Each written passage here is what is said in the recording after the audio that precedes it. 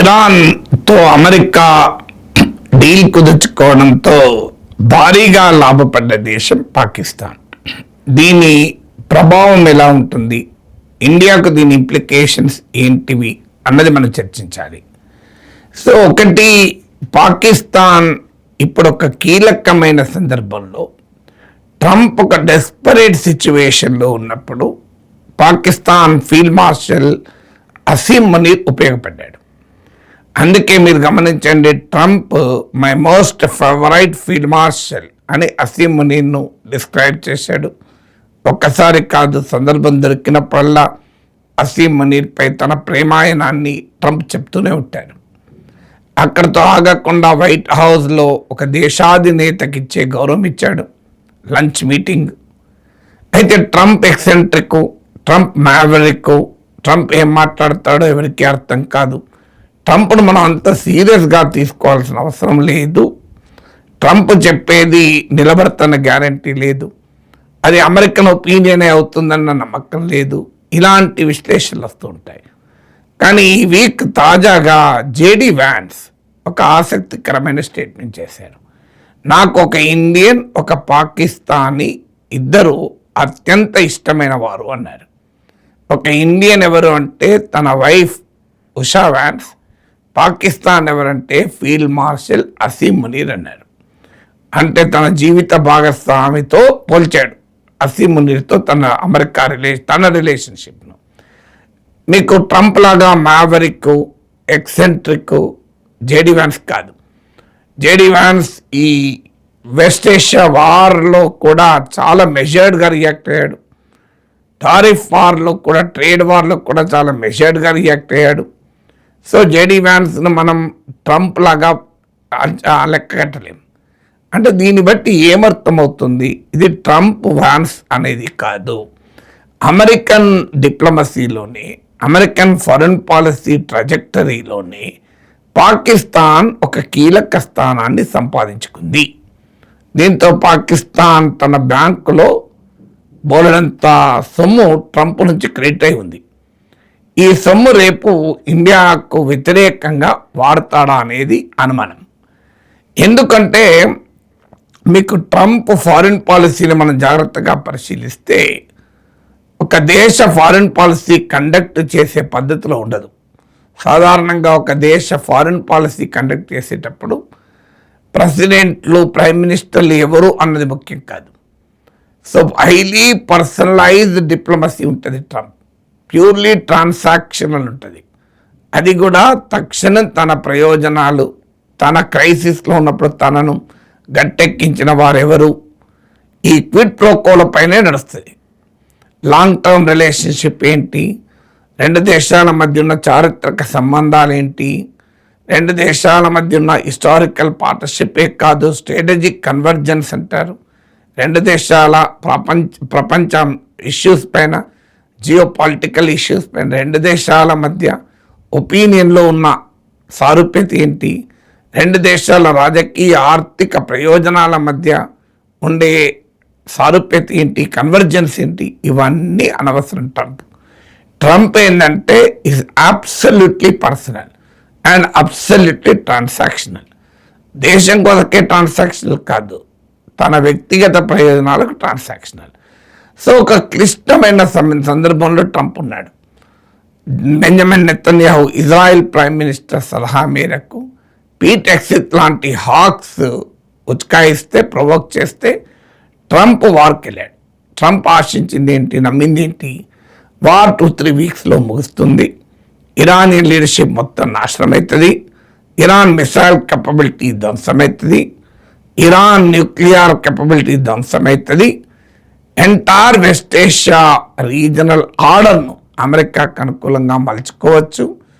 చరిత్రలో ఇన్నేళ్లుగా ఏ ప్రెసిడెంట్ సాధించిన 5 దశాబ్దాలకు పైగా ఇరాన్లో ఏ ప్రెసిడెంట్ సాధించని గొప్ప విజయం సాధించవచ్చు అని ట్రంప్ నమ్మించారు. ఇంకేముంది, ట్రంప్ భారీ ఎత్తున యుద్ధానికి పూనుకున్నాడు. కానీ ట్రంప్ లెక్క ఎక్కడ తప్పింది, ఇరాన్కున్న రిజాల్వ్, ఇరాన్కున్న రెసిలియన్స్, అంటే ప్రతిఘటించే శక్తి, భరించే శక్తి, తర్వాత ఇరాన్కున్న జాగ్రఫీకి ఉన్నటువంటి స్టేట్ ఆఫ్ హార్మజ్ మూసేయగలగడం, ఇరాన్ అమెరికా పైన జియో పొలిటికల్ కాస్ట్ ఇంపోజ్ చేయగలగడం, పొరుగు దేశాలైన అరబ్ దేశాలపై దాడులు చేయడం ద్వారా. సో దీన్ని అసిమెట్రిక్ వార్ఫేర్ అన్నారు. దీన్ని ట్రంప్ లెక్క కట్టలే. దాంతో ట్రంప్ ఒక డెస్పరేట్ పొజిషన్కి వచ్చాడు. పాపులారిటీ రేటింగ్స్ పడిపోతున్నాయి, వార్కి వ్యతిరేకంగా అమెరికన్ పబ్లిక్ ఒపీనియన్ పెరుగుతోంది, మిడ్ టర్మ్ ఎలక్షన్ దగ్గరికి వస్తున్నాయి, మార్గం దొరకడం లేదు, ఇరాన్ వినడం లేదు, యుద్ధం చేసి గెలిచే పరిస్థితి లేదు. ఒక గందరగోళ పరిస్థితిలో ట్రంప్ పడిపోయాడు. యుద్ధం ఏకపక్షంగా ఆగిపితే పొలిటికల్ కాస్ట్ ఎక్కువ ఉంటాయి అని చెప్పి యుద్ధాన్ని కంటిన్యూ చేస్తే అనివార్యంగా పొలిటికల్ కాస్ట్ పెరుగుతాయి. ముందు నువ్వు వెనుక గొయ్యి అనే పరిస్థితిలో ఉండి ఎవడో ఒకడు తనను గట్టెక్కిస్తాడు ఎదురు చూస్తున్న టైంలో పాకిస్తాన్ రంగంలో దిగింది. అసిమని రంగంలో దిగాడు. సో ఇరాన్ కూడా దెబ్బతినింది. ఇరాన్ కూడా ఏదో రూపంలో దీనికి ముగింపు పలకాలని చూస్తోంది. దీంతో అసిమని పని ఈజీ అయింది. తుర్కీలు, ఖతార్లు, సౌదీలు సహకరించిన ప్రధానంగా పాకిస్తాన్ కీలక భూమిక పోషించి అమెరికా ప్రెసిడెంట్ ట్రంప్కు ఒక ఎగ్జిట్ దారి చూపెట్టాడు, ఎమర్జెన్సీ ఎగ్జిట్. నువ్వు ఇందులోకి వెళ్ళి నువ్వు బయటికి పో. సో దాంతో అతను బయటకు వచ్చి ఇక తాను వారు గెలిచిపోయినట్లుగా బిల్డప్ ఇచ్చుకుంటున్నాడు. సో ఈ క్రైసిస్ పీరియడ్లో ట్రంప్కు సహకరించింది పాకిస్తాన్. సో ట్రంప్ మనస్తత్వం తన కష్టం వచ్చినప్పుడు సహకరించడం జీవితంలో మర్చిపోడు. సో అందువల్లనే ట్రంప్ ఇప్పుడు my most favourite field marshal అంటున్నాడు. జేడీ వ్యాన్స్ ఏకంగా భార్యతో పోల్చాడు.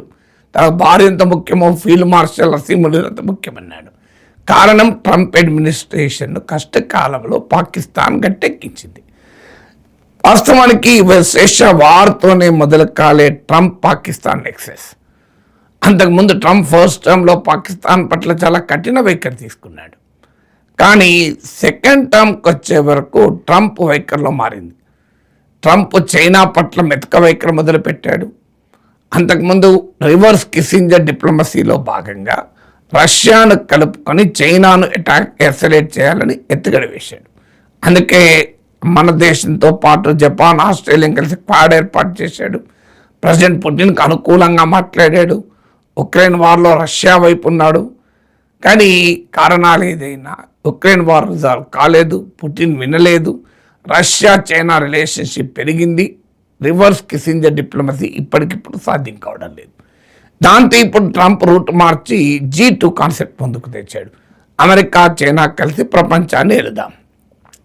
దాంతో కంప్లీట్గా చైనాతో రాజీ పడం మొదలుపెట్టాడు. ప్రజెంట్ ఇటీవల చైనా పర్యటన సందర్భంగా అమెరికాకు అత్యంత కీలకమైన తైవాన్ ప్రస్తావన కూడా చేయలే. పైగా ఏమంటాడు, తైవాన్ గురించి చేతులు ఎత్తేసినట్టు మాట్లాడాడు. అంటే వ్యతిరేక ప్రస్తావన చెయ్యకపోగా తైవాన్ మాకు ఇన్ని వేల కిలోమీటర్ల దూరంలో ఉంది, మేమెట్లా దాన్ని కాపాడుతాం అన్నట్టు మాట్లాడాడు. సో దీంతో ఇప్పుడు పాకిస్తాన్ మరింత ప్రాధాన్యత తెచ్చుకుంది. ఎందుకంటే యుఎస్ చైనా ఈక్వేషన్స్లో పాకిస్తాన్ కీలకమైంది. మీకు ఇప్పుడే కాదు, 70s president Nixon, Henry Kissinger డిప్లొమసీలో భాగంగా పాకిస్తాన్ అమెరికా చైనాతో కోల్డ్ వార్ పీరియడ్లో సోవియట్ యూనియన్కు వ్యతిరేకంగా రిలేషన్స్ పెట్టుకోవాలనుకున్నప్పుడు కూడా అమెరికాకు ఒక ఛానల్గా ఉపయోగపడింది పాకిస్తాన్. సో అందువల్ల చైనా విషయంలో కూడా పాకిస్తాన్ ఇవాళ ట్రంప్ వైఖరి చైనా విషయంలో మారితే పాక్ చైనా నెక్సెస్ అనేది పాకిస్తాన్కు లయబిలిటీ కాదు, అసెట్గా మారుతుంది. మూడో ఉదాహరణ తాలిబాన్ విషయంలో కూడా ఇదే సిచ్యువేషన్ ట్రంప్ ఎదుర్కొన్నాడు. ఏదో ఒకటి చేసి దీని నుంచి బయటపడాలనుకున్నాడు. తాలిబాన్తో ఒప్పందం కుదుర్చుకొని పారిపోవాలనుకున్నాడు. అప్పుడు కూడా సహకరించింది పాకిస్తానే. తర్వాత పాకిస్తాన్కు తాలిబాన్కు రిలేషన్ దెబ్బతినచ్చు. సో దీనికి తోడు ట్రంప్ సైకాలజీ బాగా స్టడీ చేసిన పాకిస్తాన్ ఎంతకైనా దిగజారి ట్రంప్కు నోబెల్ ప్రైజ్ ఇవ్వాలని ప్రతిపాదించాడు. ఇజ్రాయెల్ కన్నా ముందు పాకిస్తాన్ ప్రతిపాదించింది. అక్కడ తాగలేదు. ట్రంప్ ట్రాన్సాక్షనల్ క్యారెక్టర్ తెలుసు కనుక ఏకంగా పాకిస్తాన్ దేశాన్నే ట్రంప్కు తాకట్టు పెట్టడానికి రెడీ అయ్యారు. బెలూచిస్తాన్లో చైనాకు నిర్మిస్తున్న గోదావరి పోర్టుకు దగ్గరలో ఒక పోర్టు కట్టుకోమన్నాడు. మినరల్ వెల్త్ను అప్పచెప్తా అన్నాడు. ట్రంప్కి అత్యంత ఇష్టమైన రేర్ ఎర్త్ అప్పచెప్తానన్నాడు. సో ఇలా ఆయిల్ అండ్ గ్యాస్ ఎక్స్ప్లోరేషన్ అప్పచెప్తానన్నాడు. అక్కడితో ఆగాడా? ట్రంప్ అమెరికన్ ఫారిన్ పాలసీ కూడా ఫ్యామిలీ బిజినెస్గా చూస్తాడు. అందుకే పాకిస్తాన్ అమెరికాతో క్రిప్టో డీల్ కుదుర్చుకుంది. అందులో ఏ కంపెనీని ఎంచుకుందంటే ట్రంప్ ఫ్యామిలీకి 60% షేర్ ఉన్న కంపెనీని ఎంచుకున్నాడు. సో ఇలా తన ఎకానమీని కూడా అమెరికా చేతిలో పెట్టింది పాకిస్తాన్. ఈ పరిణామాల వల్ల ఏం జరిగిందంటే అమెరికా పాకిస్తాన్ల మధ్య బంధం బలంగా పెరిగింది. దీనికి తోడు పాకిస్తాన్ తన రీజనల్ రిలవెన్స్ను పెంచుకునేలా సౌదీ అరేబియాతో కాంప్రిహెన్సివ్ డిఫెన్స్ అగ్రిమెంట్ కుదుర్చుకుంది. ఆ నాటో తరహా అగ్రిమెంట్ ఇది. అంటే ఒక దేశంపై దాడి చేస్తే మరో దేశంపై దాడి చేసినట్లే. తుర్కీతో ఆపరేషన్ సింధూర్ టైంలో నెక్సెస్ పెరిగింది. సో ఇవాళ already Pakistan, Saudi Arabia, Qatar, Turkey nexus కూడా పెరుగుతోంది. అరబ్ ఇస్లామిక్ నాటో ప్రస్తావన జరుగుతుంది. అందులో కూడా పాకిస్తాన్ కీలక ప్లేయర్. ఇక ఇండియా పాక్ల మధ్య ఆపరేషన్ సింధూర్ సమయంలో కూడా ట్రంప్ ఒక నెరేటివ్ బిల్డ్ చేశాడు. నేనే ఆపాను యుద్ధాన్ని, నాకు నోబెల్ ప్రైజ్ ఇవ్వండి. నేనే యుద్ధాన్ని ఆపాను, లేకపోతే కోట్ల మంది చనిపోయేవారు, న్యూక్లియర్ వార్ వచ్చేదని. ఇండియా దాన్ని రిజెక్ట్ చేసింది. కానీ పాకిస్తాన్ అది నిజమని సర్టిఫై చేసింది. దాంతో ఆ ట్రంప్ సైకాలజీకి మరింతగా సంతోషం అనిపించింది. ఓహో, నేను క్లెయిమ్ చేసుకుంటే ఇండియా ఒప్పుకుంటలేదు, పాకిస్తాన్ మాత్రం నా దిక్కుమాల క్లెయిమ్ని సపోర్ట్ చేస్తుంది అన్నాడు. సో ఇలా అనేక చర్యల ద్వారా పాకిస్తాన్ అమెరికాకు బాగా దగ్గరైంది.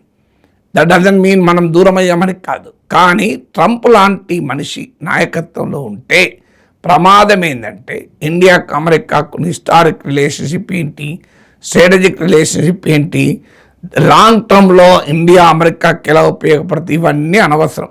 నాకు ఇప్పుడు ఎవడు ఉపయోగపడుతున్నాడు, ఎవడు లాభం చేస్తున్నాడు మాత్రమే చూస్తాడు. సో దాని ఫలితం ఏంటంటే పాకిస్తాన్ ఇవాళ అమెరికాను చూసుకొని ఎగిసి పడే ప్రమాదం ఉంది. మీరు గమనించండి. అందుకే ఖాజా ఆసిఫ్ పాకిస్తాన్ డిఫెన్స్ మినిస్టర్ ఇటీవల స్టేట్మెంట్ ఇచ్చాడు. ఇండస్ వాటర్ కొరకైతే మేము ఇండియాతో యుద్ధానికి కూడా సిద్ధమే అని. ఇలాంటి మాటలు ఎందుకు వస్తున్నాయి? ఏం చూసుకొని వస్తున్నాయి? ధైర్యాన్ని. సో అమెరికాను చూసుకొని ధైర్యం తెచ్చుకుంటున్నాడు. నాకు డోకా లేదు, అమెరికా అండగా ఉంటుంది, ట్రంప్ అండగా ఉంటాడు, సౌదీ అరేబియా అండగా ఉంటుంది, చైనా, తుర్కీలు ఎలాగ ఉన్నాయని చెప్పి పాకిస్తాన్ ఎక్కడ లేని దూకుడు ప్రదర్శిస్తోంది. సో మన ఫారిన్ పాలసీ దీన్ని గుర్తించి వెస్ట్ ఏషియా వార్లో, వెస్ట్ ఏషియన్ డెవలప్మెంట్స్లో పాకిస్తాన్కి ఆ క్రిటికల్ రోల్ రాకుండా చేయలేకపోయాం. దానికి కారణం భారతదేశంలో ఉన్న ప్రభుత్వానికి ఉన్న ఐడియాలజికల్ అఫినిటీ. ఇజ్రాయెల్ నెతన్యాహుతో ఉన్న ప్రేమ, ఇజ్రాయెల్పై ఉన్న అభిమానంతో ఇండియన్ స్ట్రాటజిక్ ఇంట్రెస్ట్లను చూడలేకపోయింది మన ప్రభుత్వం. దాంతో ఇజ్రాయెల్తో టూ మచ్ ఐడెంటిఫై అయ్యి ట్రంప్ కూడా నెతన్యాహు తిరుగుతున్నాడు ఇప్పుడు. సో ఆఖరికి మనం వెస్ట్ ఏషియాలో రోల్ లేకుండా చేసుకొని పాకిస్తాన్ చేతిలో పెట్టి ఇలా పాకిస్తాన్ డిప్లొమాటిక్గా బలపడితే దాని సవాల్ ఏంటి మన దేశానికని లెక్కలేసుకోవాల్సిన పరిస్థితికి నెట్టివేయబడ్డాం.